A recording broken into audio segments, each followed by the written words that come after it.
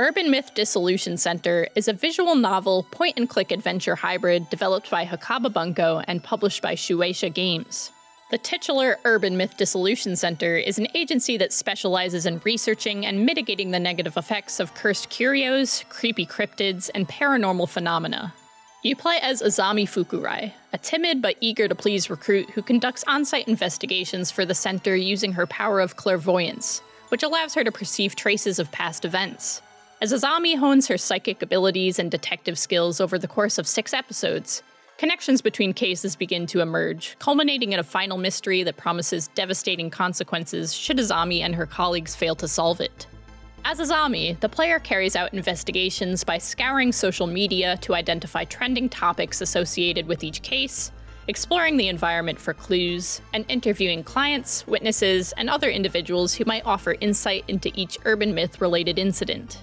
There's very little detective work or deduction required on the part of the player, as gameplay consists primarily of interacting with objects, posts, and people to gather information that is automatically added to Azami's notebook. Occasionally, you're presented with a multiple-choice question to test your memory about relevant characters, or tasked with forming a viable hypothesis using a small word bank.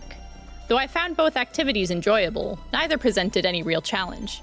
The answers were typically obvious, and the 2 times I responded incorrectly were due to an arbitrary word order requirement and what I assumed to be a translation error or similar mishap. In my opinion, Urban Myth Dissolution Center's most pervasive issue is the slightly tedious nature of its exploration phases, which often felt about 20% longer than they needed to be due to the backtracking and sheer number of clicks required to obtain a single piece of information. There would frequently be sets of interaction prompts such as observe, look closer, and look even closer, that could have easily been consolidated into a single interaction since Azami wasn't discovering new clues between prompts. On the other hand, there were also prompts that seemed like they should be available immediately, but appeared only after a separate, arguably unnecessary interaction had taken place. For example, Azami encounters a locker painted with a mysterious symbol and observes it, but only after using her clairvoyance to reveal a shadowy figure pointing to the locker does she actually think to open it and look inside. Unfortunately, these sorts of scenarios, though completely inoffensive in isolation, sometimes added up to create a sense of running circles around an answer that was apparent from the moment Azami stepped into the room. All that said, I still had a great time with Urban Myth Dissolution Center overall.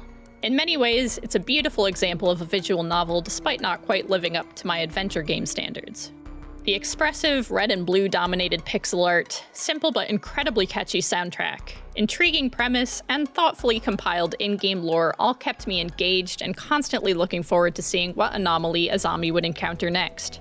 Although the last few plot beats were a series of bold choices that I was personally baffled by, most of the story struck a satisfying balance between genuine mystery and playful camp, and I even found myself imagining how fun it would be to play a sequel in which Jasmine, my favorite secondary character, was the protagonist.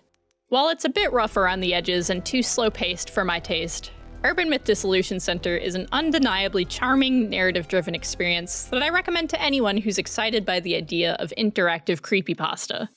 Urban Myth Dissolution Center is available now on PC, PlayStation 5, and Nintendo Switch for $17.99.